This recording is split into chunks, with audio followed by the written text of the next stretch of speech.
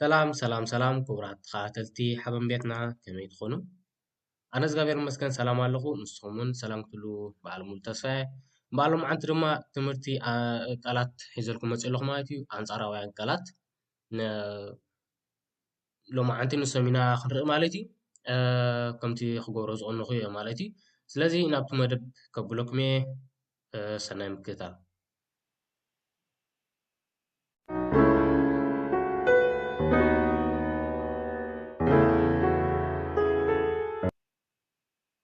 ፍራኽ ፍራኽ ሕቶ ወይ ድማ ፍራኽን ሕቶታት ኣንትቮርድ መልሲ ወይ ከዓ ኣንትቮርደን መልስታት ማለት እዩ።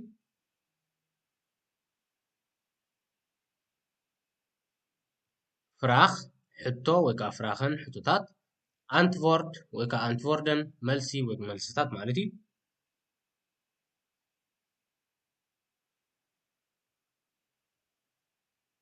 ፍሪንድ ፍሪንድ ሓው ወይ ከዓ ዓርኪ። ፋያንድ ፋያንድ ከዓኒ ፀላኢ ማለት እዩ። ፋያንድ ፋያንድ ፀላኢ።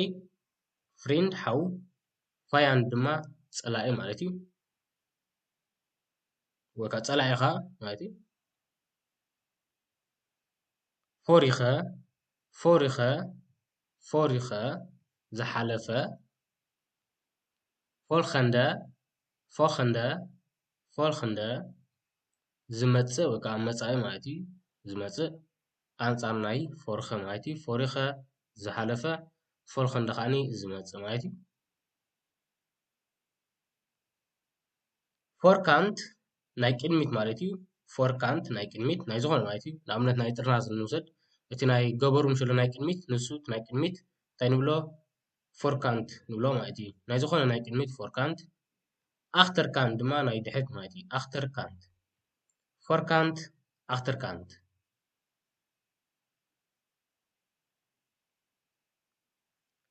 ፎርዚኽተኽ ፎርዚኽተኽ ፎርዚኽተኽ ምጥንቃቕ ወይ ከዓ ጥንቃቐ። ኦንፈርዚኽተኽ ኦንፈርዚኽተኽ ዘይምጥንቃቕ ማለት እዩ።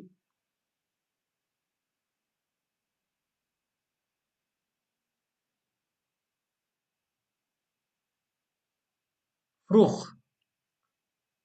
ፍሩኽ ፍሩኽ ኣብ ግዚኡ ወይ ከዓ ኣብ ግዜ ማለት እዩ። ወይ ከዓኒ ዘይደንጎየ ማለት እዩ። ኣብዚ ኣንፃሩ እንታይ ኣሎ ላት ላት እንተኮይኑ ምድንጓይ ክኸውን ከሎ ላት ምድንጓይ እንተደኣ ኮይኑ ፍሩኽ ድማ ዘይምድንጓይ እንታይ ክትብሎ እዚ ኣብ ግዚኡ ማለት እዩ። ኣብ ግዜ ዘይድንጉ ወይ ከዓኒ ብንግህኡ ማለት እዩ። ፍሩኽ ኣብ ግዚኡ ላት ድማ ምድንጓይ ማለት እዩ። ፍሩኽ ኣብ ግዜ ወይ ከዓ ኣብ ግዚኡ ብንግህኡ ማለት እዩ። ላት ድማ ምድንጓይ። ፍሪንድልክ ፍሪንድልክ ፍሪንድልክ ሕውነት።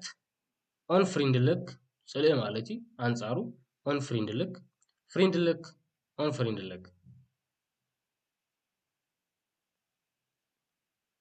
ፋውል ጓሓፍ ፋውል ጓሓፍ ስኾን ፅሬት ማለት እዩ። ወይ ከዓ ፅሩይ ስኾን ፅሬት ወይ ከዓ ፅሩይ። ፋውል ከዓ ጓሓፍ ማለት እዩ። ወይ ከዓ ርስሓት ማለት ረሳሕ። ፋውል ጓሓፍ ስኾን ፅሬት።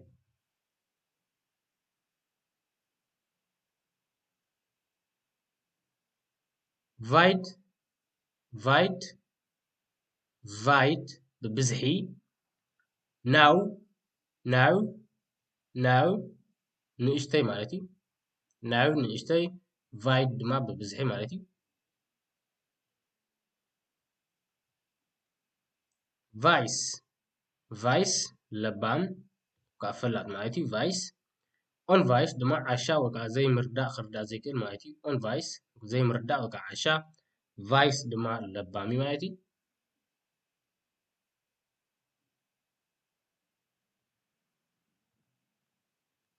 ቪንስት ቪንስት መኽሰብ ቪንስት መኽሰብ።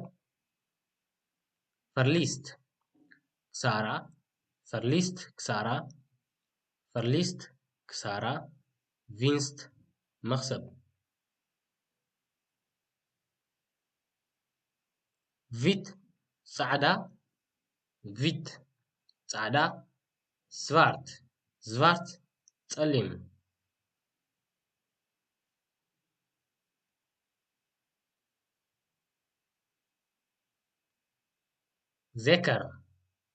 zeker ብርግጽ ወይ ከዓ ርግጸኛ ምዃን ማለት እዩ zeker onzeker ድማ ናቱ አንጻራዊ ርግጸኛ ዘይምዃን ማለት እዩ zeker ርግጸኛ ምዃን onzeker ድማ ርግጸኛ ዘይምዃን ማለት እዩ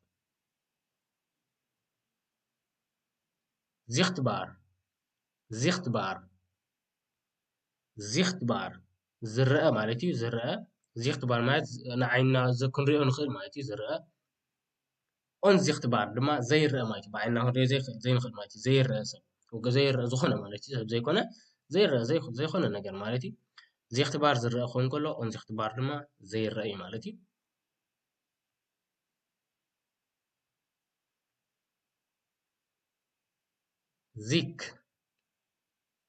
ዚክ ምሕማም ወይ ከዓ ሕማም ወይ ከዓ ምሕማም ክዞንድ ድማ ጥዕና እዩ ማለት እዩ ዚክ ሕማም ክዞንድ ድማ ጥዕና እዩ ማለት እዩ ዙት ምቁር ዛውት ጨዋም ማለት እዩ ዛውት ድማ ጨዋም ዙት ዛውት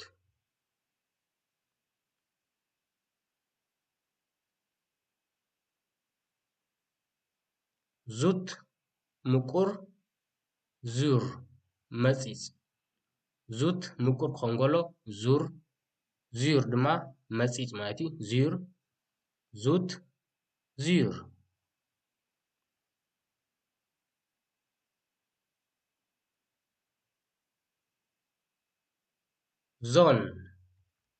ዞን ፀሓይ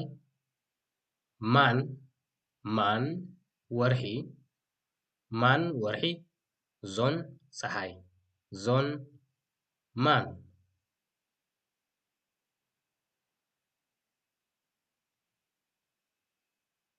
ዞን ፀሓይ ስኻድዩ ጽላሎት ስኻድዩ ድማ ናትና ጽላሎት ማለት እዩ ጽላሎት ስኻድዩ ጽላሎት ዞን ድማ ፀሓይ ማለት እዩ ዞን ስኻድዩ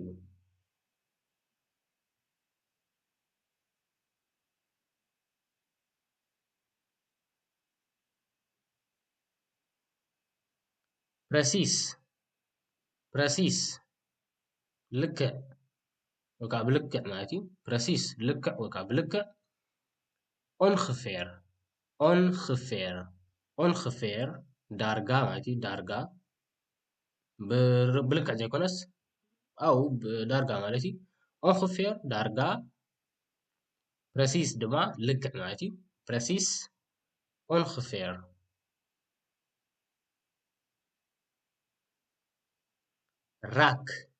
ራክ ምውቃዕ ማለት እዩ ዘይምስሓት ማለት እዩ ሚስ ድማ ምስሓት ማለት እዩ ሚስ ማለት ምስሓት ዝኾነ ሕጂ ንኣብነት ዕላማ እንተ ጌርካዮ ራክ እንተ ኮይኑ ተሃርመለካ ማለት እዩ ምሕራም ሚስ እንተ ኮይኑ ከዓ ትስሕቶ ማለት እዩ ትስሕቶ ነቲ ዕላማኻ ዝሓሰብካዮ ትስሕቶ ማለት እዩ ራክ ምውቃዕ ማለት እዩ ሚስ ድማ ምስሓት ማለት እዩ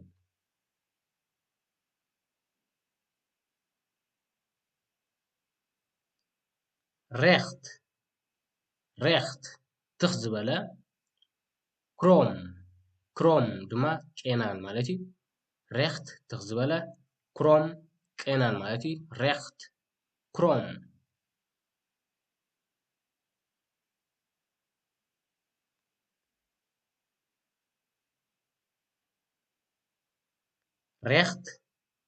ሬኽት ትኽ ዝበለ ስኻይን ዝጋደመ ማለት እዩ ዝጋደመ ስኻይን ሬኽት ትኽ ዝበለ ስኻይን ዝጋደመ ማለት እዩ ኣብቲ ዛሽኻይኑ ኣብዚ ሓለፈ ቪድዮ ርኢና ነርና ኢና ኣብቲ ናይ መምህር ሚርያም ማለት እዩ ሬኽት ትኽ ዝበለ ስኻይን ዝጋደመ ማለት እዩ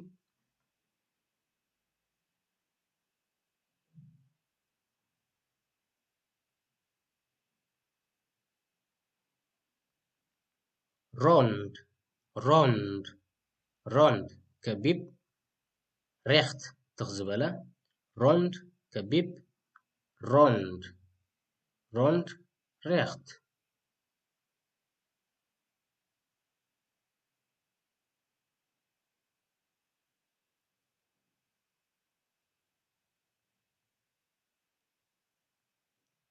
ሮንድ ከቢብ ፊርካንት ርቡዕ ኹርናዕ ማለት እዩ ኣርባዕተ ኣንጎሎ ዘለዎ ማለት እዩ ሮንድ ከቢብ ፊርካንት ድማ ርቡዕ ኹርናዕ ማለት እዩ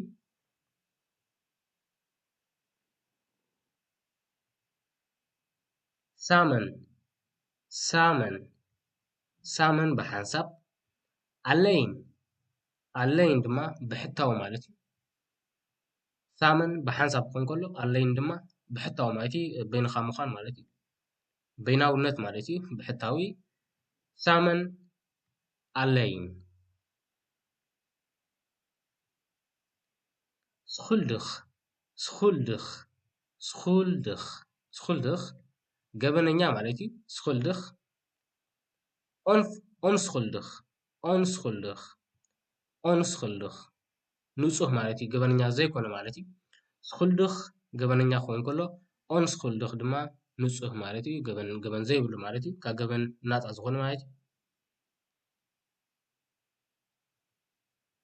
ስላፕ ስላፕ ስላፕ ጽፊዒት ክኸውን ከሎ ስላፕ ስታይፍ ድማ ተሪር ማለት እዩ ስታይፍ ተሪር ስላፕ ጽፊዒት ስላፕ ስታይፍ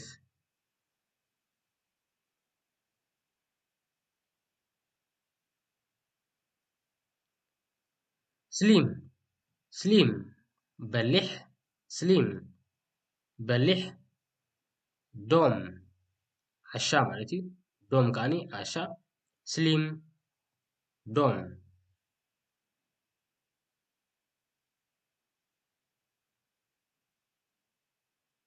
ኦኬ እምበኣር ክቡራት ተኸታተልቲ ሓበን ቤትና ኤርትራ ናይ ሎማዓንቲ ቃላት ኣንጻራውያን ቃላት ማለት እዩ ነዚኦም ይመስሉ ነይሮም ኣብ ዝመጽእ ካልእ ክፋል ድማ ክንራኸብ ኢና ሰሰናይ እንዳተመንኹ ክፋነወኩም እየ ቻው